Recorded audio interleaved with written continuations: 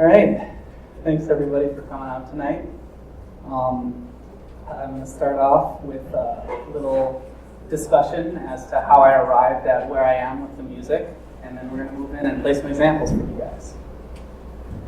So has anyone here seen A Quiet Place? It's a new horror movie that just came out. My man, shout out to Ritesh for taking me there to go see it. It was a great movie.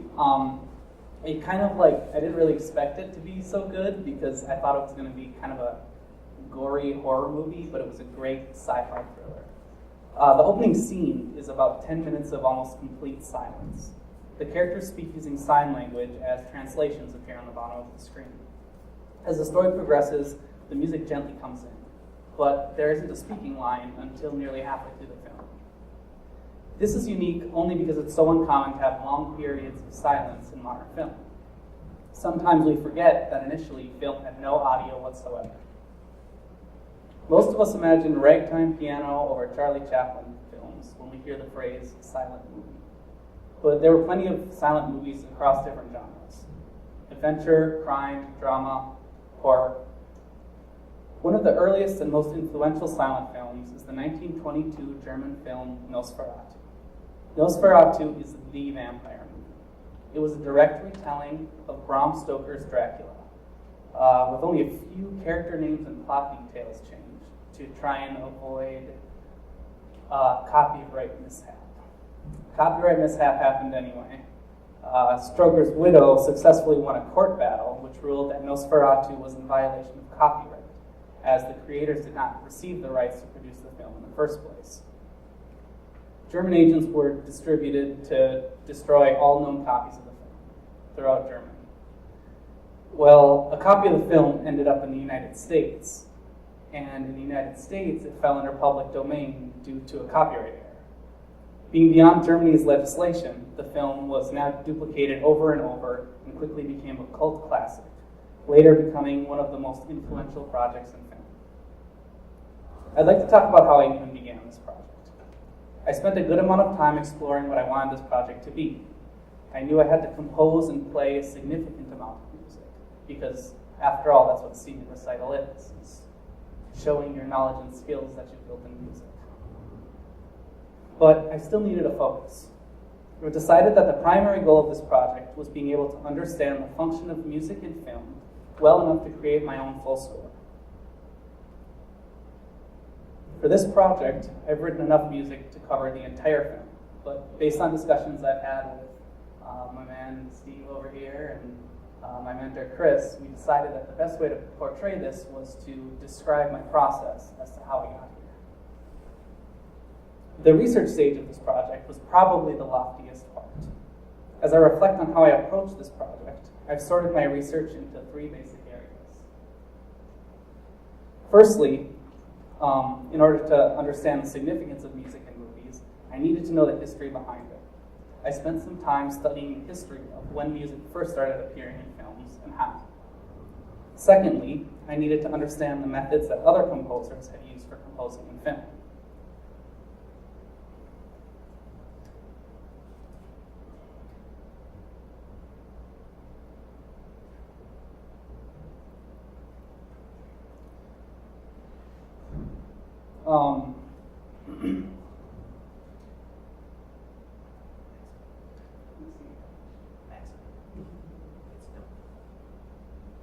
It's double-sided.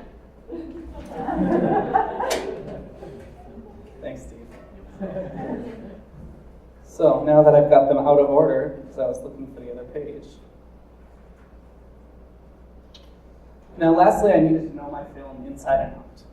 I've watched Nosferatu in its entirety about a dozen times. I've watched some individual scenes well over 30 or 40 times. I got to know portions of the film shot for shot and some even frame for frame. I felt that knowing the film in this kind of detail was necessary for me, given that this is the first time I've composed for film, and this is the first time I've written an exclusively instrumental piece of this magnitude. This is applicable in both music supervision and in composing for film. Now, a music supervisor in the film industry is someone who combines music with visuals for a film. Oftentimes, a music supervisor is a different person than the composer who composes the score for the film. For this next example, I've taken on the role of a music supervisor. I've taken a short clip and replaced the original music in 4 different ways.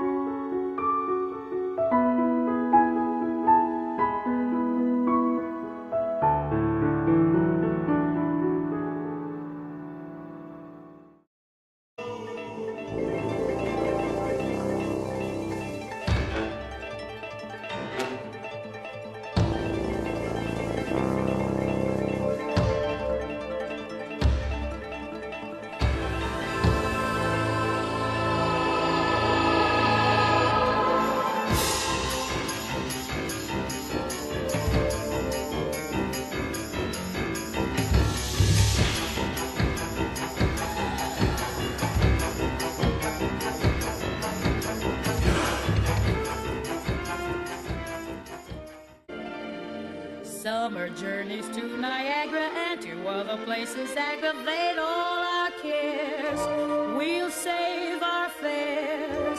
I've a cozy little flat in what is known as Old Manhattan. We'll settle down right here in town. We'll have Manhattan, the Bronx and Staten Island too. It's lovely going through the zoo.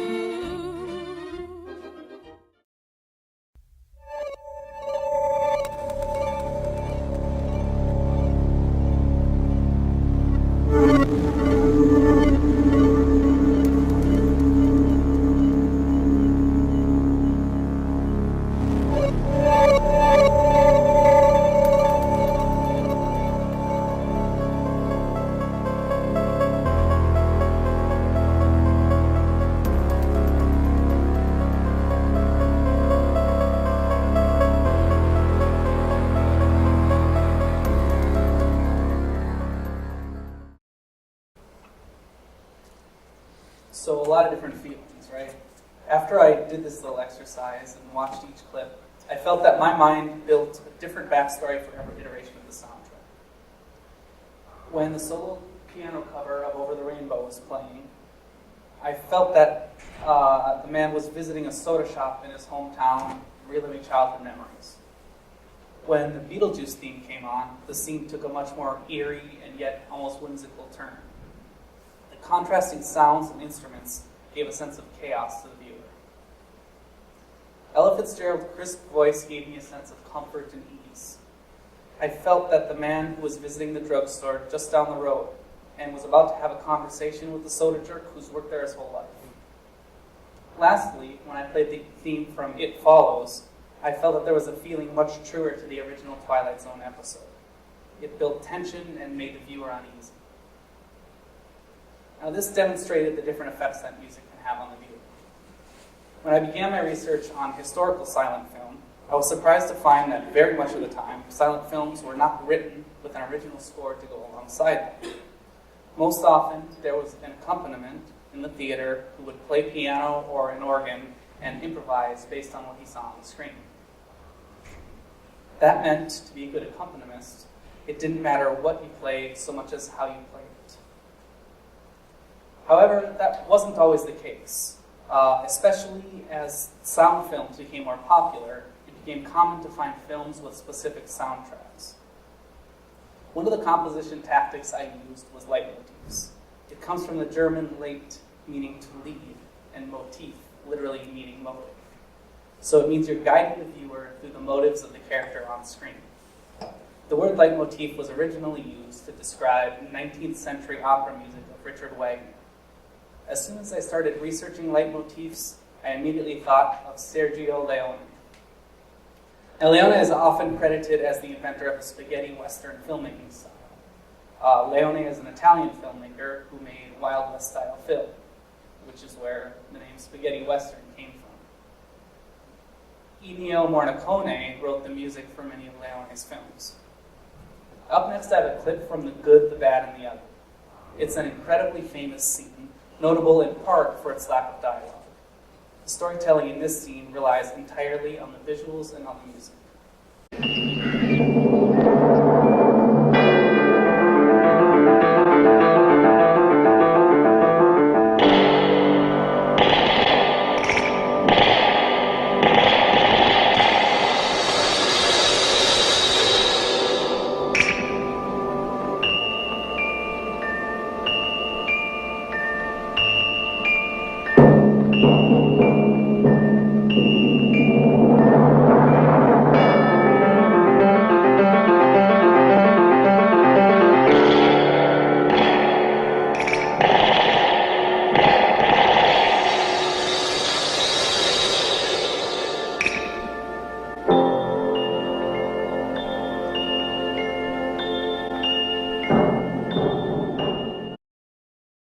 Now, that was just a small portion of the film, but you can see how the music really portrayed feeling in the actors on stage, or excuse me, on the film. Now, once I had a sense of how I wanted to write the music, I needed to familiarize myself with the movie. Nosferatu opens in the fictional town of Winsberg, Germany. The first characters we meet are a young couple in love named Hutter and Ellen. Hutter and Ellen are happily married. Hutter is the protagonist of the film. He's a simple-minded guy, a bit of a fool who's unaware of his surroundings. He works as an estate agent. Ellen's a beautiful maiden with a worrisome personality. She also seems to have some sort of supernatural senses or powers that the audience doesn't necessarily recognize until later in the film. Hutter has a locket with Ellen's picture. Now, Ellen and Hutter exchange morning kisses, and Hutter leaves for work. The next scene opens at the office, in which we meet Knock, Hutter's boss. Knock is kind of a creepy character. He has a goblin-like demeanor and a cryptic personality.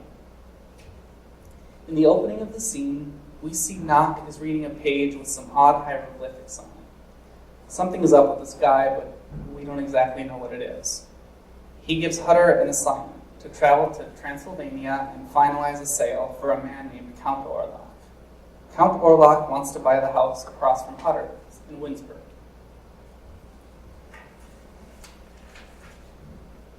Hutter sets out on his journey. A large portion of the film depicts Hutter traveling to and from Transylvania. As he gets closer and closer to Transylvania, the locals warn him about the dangers that lie ahead. Hutter just waves them off and continues on his merry way, oblivious to the eerie world around him. He even discovers a small book about mythical creatures in his hotel room, which he finds laughable and stashes in his bag. At one point along his journey, Hutter's cab driver refuses to take Hutter any closer to the castle, so Hutter continues on foot. He's picked up by a traveler who Hutter doesn't realize is actually Count Orlok in disguise. During this time, Ellen falls ill and is being treated by Dr. Bowler. There are occasional scene changes in which we jump back and forth between seeing Hutter in his situation and Ellen in hers. Hutter spends 2 nights at the castle, during which he has several frightening experiences. At one point, the audience is expected to have made the connection that Count Orlok is actually the monster, Nosferatu, in disguise. That first night that Hutter stays at the castle, Nosferatu makes a creepy comment about precious blood. Hutter drops his locket, and Nosferatu mentions what a delicious neck Ellen has. Yeah, it's creepy. After the first night, Hutter wakes to find what he identifies as 2 mosquito bites on his neck. Of course, the implication is that Nosferatu sucked his blood while he was asleep. The second night, Hutter stays up late and finds himself in an altercation with Nosferatu. And we'll be playing that scene today, but it'll be last at the very end. Our view returns to Ellen, and she's still sick in bed at home. During this altercation, she jolts upward as if something is wrong. And this is when the supernatural connection comes into play. We see the scene between Hutter and Nosferatu escalate and then de-escalate, all while cutting back and forth between between Ellen and Hutter. The next morning, Hutter wakes to find Nosferatu preparing to leave. Hutter knows that Nosferatu is on his way to Windberg to feast on Ellen's blood. This is when the movie really kicks off. We see cuts of Nosferatu traveling over a ship and killing all of its crew. We see Hutter racing home. We see Ellen fighting her mysterious illness. And we see Knock, the real estate agent, slowly going crazier and crazier, shouting for his master to come home. Throughout the development of the movie, we realize some things about the characters. First of all, it's not immediately obvious, but by the end, it's clear that Knock is an underling who works for Nosferatu.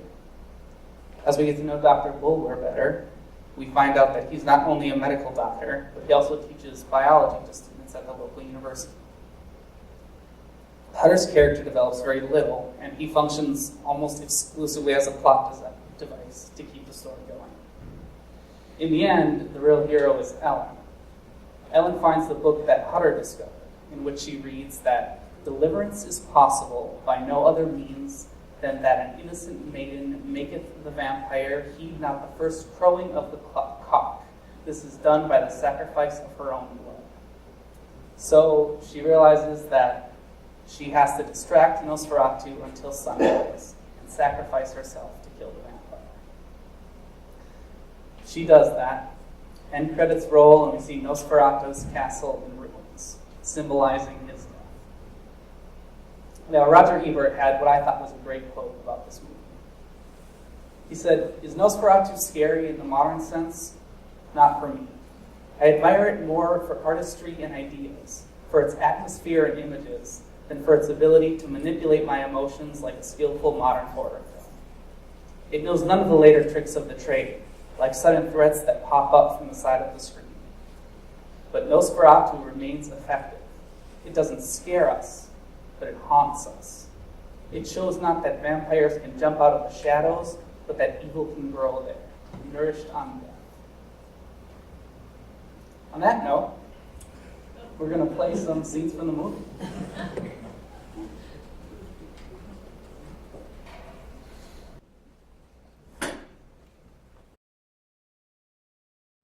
These scenes are going to be out of order because I've just selected a few clips that we're going to play from the film. The first scene we're going to play is a scene where we see Hutter walking down the street and meeting an old man who gives him advice.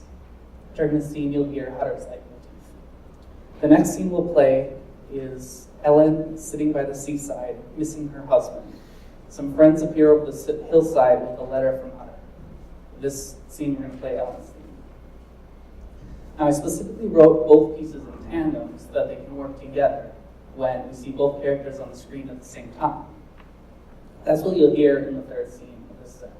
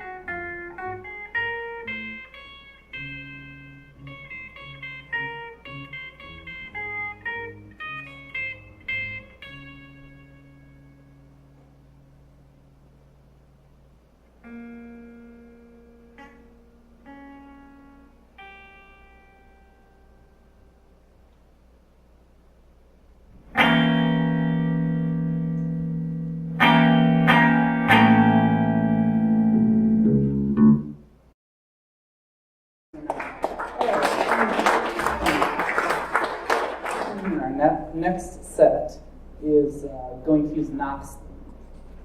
Knock is the creepy goblin-like boss of Hutter.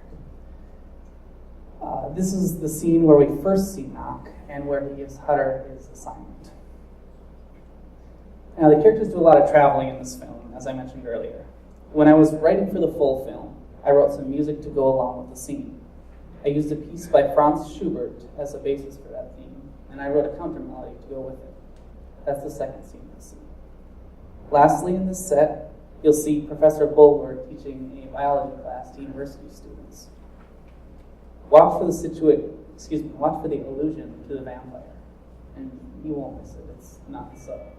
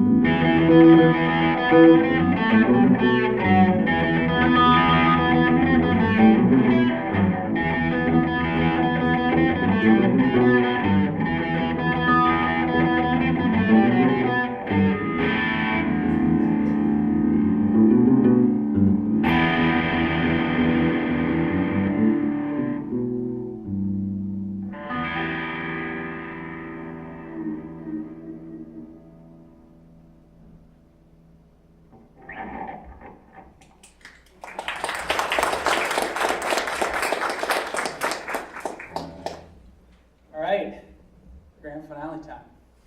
This last scene that you're going to see is going to be Professor Bulwer. So we're playing it right now.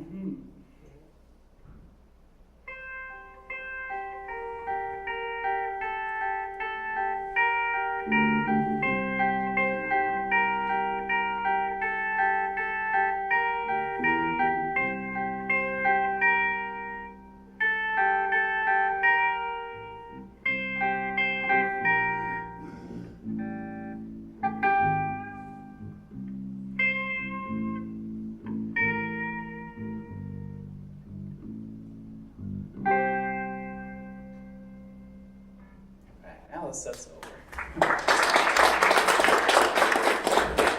Now, the real grand finale is seeing Nosferatu attack. And this is the first time we see Nosferatu attack, but he's a vampire, so he's attacking the whole rest of the film. He goes to attack Hutter, but mysteriously pulls back when Ellen wakes up in the middle of the night.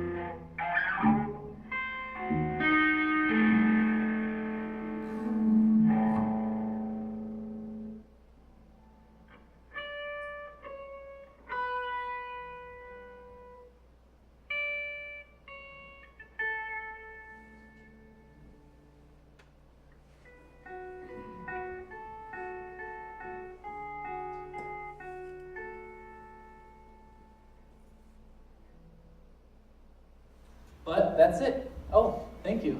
So we're all set. Thank you guys for coming.